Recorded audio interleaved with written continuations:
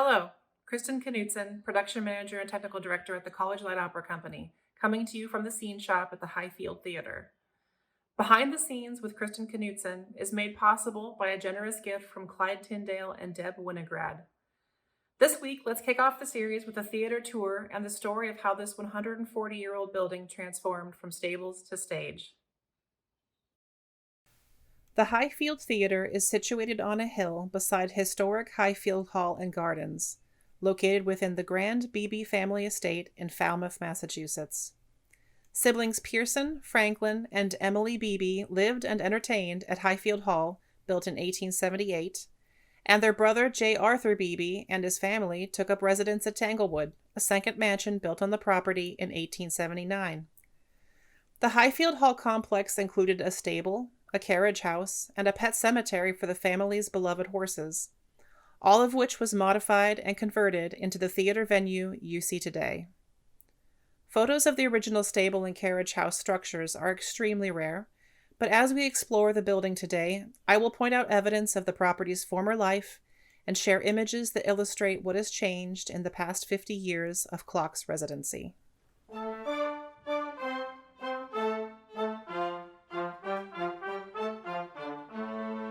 In 1930, Franklin, the youngest and last surviving Beebe sibling, made a deal with a local theater troupe called the University Players, purchasing a 10-season subscription in exchange for an added Wednesday matinee in their schedule. Also, Franklin wouldn't have to venture out at night to enjoy theatrical performances.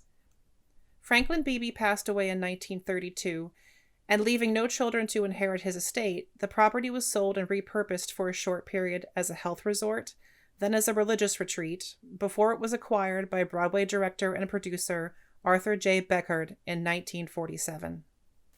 Beckard converted the carriage house and stables into a performance space, expanding the building to add dressing rooms and creating a cocktail lounge.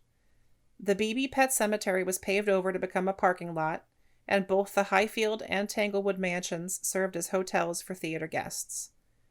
In this present-day satellite image of the Highfield Theater, this outlined region is the original carriage house structure, which you can see was extended to create more audience space. Rear additions allowed for dressing rooms and a deeper stage. This second outlined region is the old stable structure, heavily altered to become a concessions and patio area, which presently includes the box office and patron restrooms.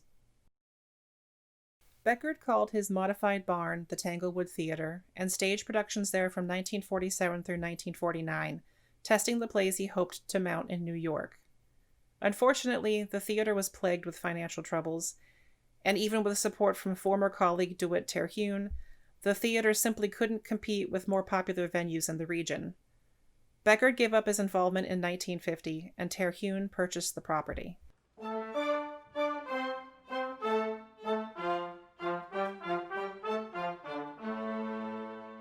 The 1950s and 60s brought about the inception of Highfield serving as training grounds for young actors.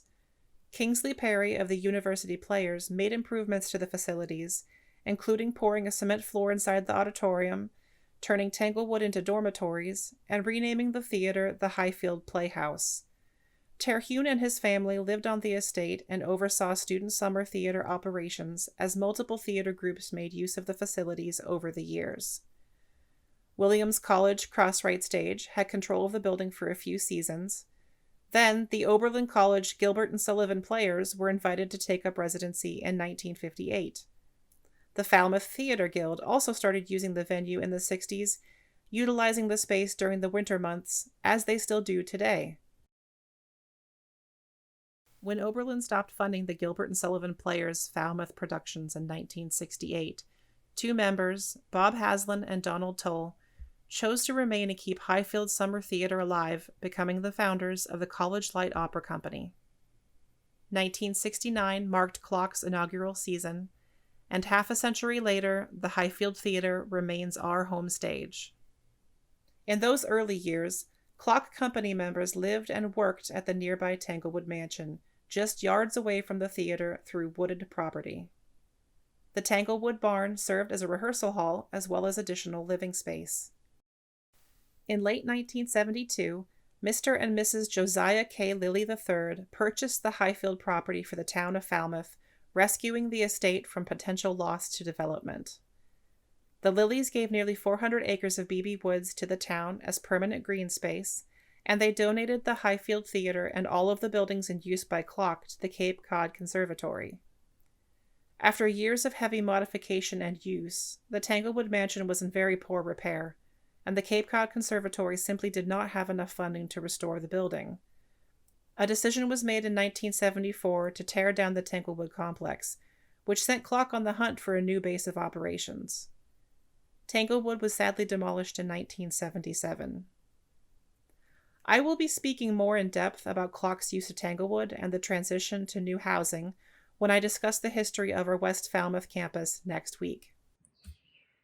Now, I haven't even scratched the surface when it comes to recognizing all the individuals who have had a lasting impact on Clock and the way we utilize this venue. We're going to move on to touring the nooks and crannies of the Highfield, but if you're interested in learning more about the Beebe family or about Haslam and Toll's formation of Clock, I'm going to display the titles of some very worthwhile literature at the end of this episode. You should consider adding it to your summer reading list. From the patio, you'll notice an expanse of nameplates honoring donors who contributed to the Highfield Theater restoration project completed about a decade ago. Structural and safety improvements were made, as well as making the building more ADA compliant. The restrooms and box office were completely rebuilt within the footprint of the stables. And of course, the building got a cosmetic facelift with fresh exterior paint. The concessions counter is located where there was once a row of stalls for the Beebe family horses. It has seen several small changes over the years, but has always retained the original stone wall visible at the back of the bar.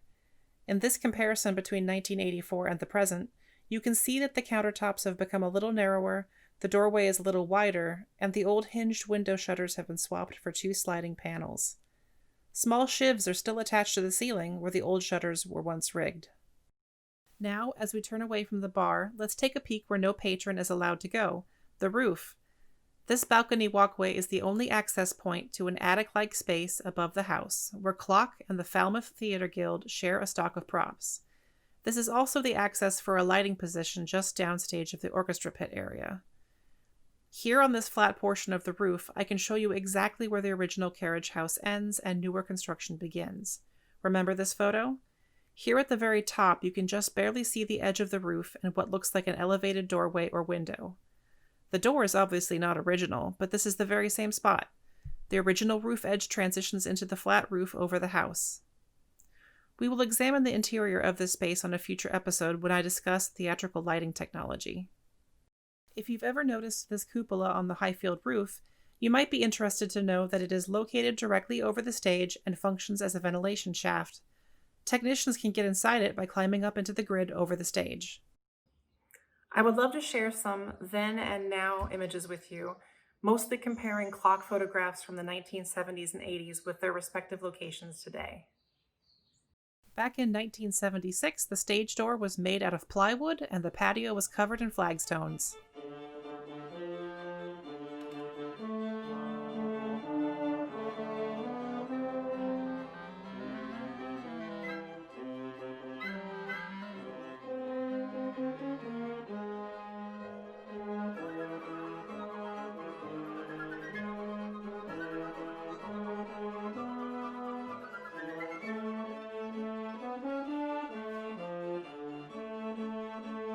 Now let's head to the back of the building, where we find outdoor construction most frequently. Because our typical production schedule is very compact and reuse of scenery can be a time and budget saver, Clock keeps many of the pieces built by our students. The bulkiest items stay outside in this hoop house. While not entirely weatherproof, it's the best winter storage solution for large and heavy items. This gravel yard behind the building is multi-purpose. It serves as much-needed construction space, sometimes provides a crossover path for performers, and is utilized as a parking area for company members on show evenings. Most of what you see here is not part of the original carriage house. The dressing rooms are to the right up the stairs. The tall portion straight ahead is the upstage right corner of the stage, and the low portion with the garage door is our new scene shop space. The new scene shop is constructed where there was once a stone shed. There is a not-so-hidden secret back here. Take yet another look at this photo taken outside the Highfield carriage house. Although it's been relocated, This large door is one of the very few clearly recognizable features that remains intact today. When the building was extended to make the auditorium, this door was moved to become an elevated loading door for the stage.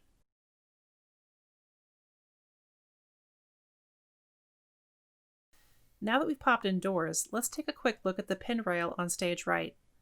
The Highfield is a hemp house with ropes directly controlling a series of line sets, or pipe battens, from which scenery, soft goods, and electrics may be suspended. Here at the pin rail, so called for these belaying pins that help secure the ropes, you can see that 3 lines are coming directly from each batten and that there are no counterweights attached. If we need to lift a particularly heavy piece, there are ways to set up assisting counterweight or mechanical advantage using extra pulleys, but for the most part we haul everything out by brute force. It is increasingly rare to find venues that still operate using natural fiber rope.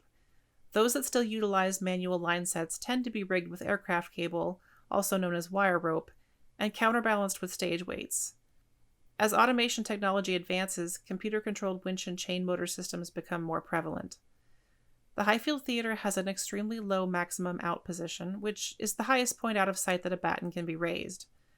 We don't have a traditional fly tower, so it is uncommon for scenery to be lifted out of view on our stage. Instead, we make use of suspended tracks or roll drops to help change the scene. We will be replacing some of these rope lines soon, so I will be filming that process and sharing a special theater rigging episode with you later this summer. As we explore the interior of the theater, you may notice that the stage area has been raised with some platforming. Our friends in the Falmouth Theater Guild had to pause work on their production of Chitty Chitty Bang Bang when the COVID-19 epidemic hit New England. And since Clock can't present any live production to Highfield this summer, the Guild has been able to leave their turntable and some scenic pieces in place. The black drapes and curtains on stage are usually referred to as masking or soft goods. The vertical panels are called legs, and the horizontal panels are called borders. These pieces can be used to form portal openings, hide lighting instruments, conceal performers waiting in the wings, and generally prevent the audience from seeing a little too much of how the magic is made. This far upstage region beyond the fly space is an extension beyond the original carriage house. Most of this building is a combination of wood and stone, but here you can see that large steel beams were installed to support the span of the added opening. The stage grid and the roof rely upon the structural integrity of these beams. While we're looking toward this upstage left corner, here are a couple photos of technicians building and painting scenery on stage in 1976. Our stock of lighting instruments have been staged in the stage left wing in preparation for yearly maintenance and a deep cleaning. I will be filming that process and preparing an episode about theatrical lighting technology, so stay tuned in the coming weeks if you're dying to see inside one of these instruments. In the opposite wing, stage right, you can see the dressing rooms. The one at stage level has traditionally been assigned to the gentlemen, and up this short flight of stairs, the upper dressing room has traditionally been assigned to the ladies. Each of these rooms has to accommodate 16 cast members during a typical Clock season. It's a tight fit. Both dressing rooms are due for a repaint and new mirrors this summer. Each room has an exit door to the rear stairs. Sometimes, if the set doesn't include a built-in crossover to allow unseen travel, performers have to run down the exterior stairs, through the basement, and then back up the interior stairs to make it to stage left for an entrance. After years of having to remove the first 2 rows of seating to make room for musicians, the Gilbert and Sullivan Players got permission to create a recessed orchestra pit in 1966. The orchestra pit you see today was built in less than 24 hours. After closing a show on a Saturday evening, a contractor jackhammered the flooring away. Then company members stayed all night to dig the pit by hand. New concrete was poured in the morning, a pit railing was installed in the afternoon, and the company was already rehearsing in the space again by Sunday evening. In the auditorium, the old carriage house windows have been covered. You may have noticed the shutter-like panels on the exterior of the building. About mid-house, if you look up and notice the path of this ductwork, you are seeing the transition from the carriage house structure to the addition built in the 1940s. This roughly lines up with the roof line and doorway I pointed out earlier. Even the seats inside Highfield have a previous life. Though we are not entirely certain of the original venue, the rumor is they came out of a theater in Scollay Square and were installed around 1947 during the conversion of the stables. The seats were refurbished in 1997 with brand new cushions and fabric upholstery, and based upon the cast iron fittings, they are estimated to be from around 1920. These seats are potentially 100 years old. No matter where you look backstage, the history of the Highfield Theater and all those who have tread the boards is literally written on the walls. The collage of posters in the stage left wing is practically a museum piece. Some of these delicate pieces of paper have been pinned in place since the University Players' days. Mixed in, you can find celebratory bits of graffiti like records for fastest show strikes.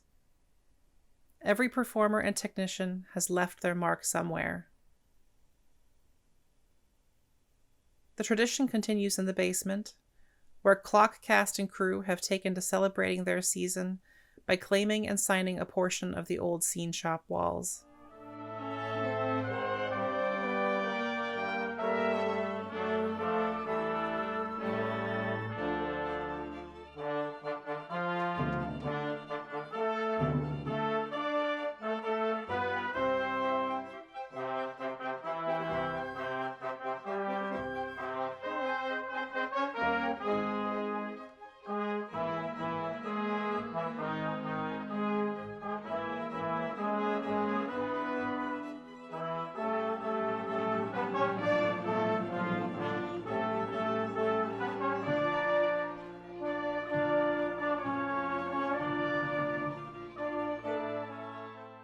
You really sense the age of the building in the basement. Walls and foundations are a hodgepodge of plaster over brick, fieldstone, granite blocks, and concrete cinder blocks in the more modern portions. Until very recently, the basement was the de facto scene shop, in addition to housing a green room, a crossover path, and some storage of scenery. It's still tight, but much of that congestion has been alleviated by the new scene shop addition, first used last year for the 2019 season. You can expect to see more of this shop space in future episodes as I walk you through some stagecraft tutorials and share progress on the construction of a new modular orchestra pit railing. If I missed your favorite secret corner of Highfield today, please tune in again next Wednesday. This is my first year working with clock, and the creation of this series is just as much a learning experience for me as it is for you. Thanks for joining me today. Behind the Scenes with Kristin Knutson is part of our larger series, Digital Clock. Digital Clock is made possible by a generous gift from Phil and Liz Gross. If you'd like to learn more about our programming or how you can become a supporter, please visit us at collegelightoperacompany.com. Join me this time next week for another installment of Behind the Scenes, when we explore Clock's campus at the Old West Falmouth Inn.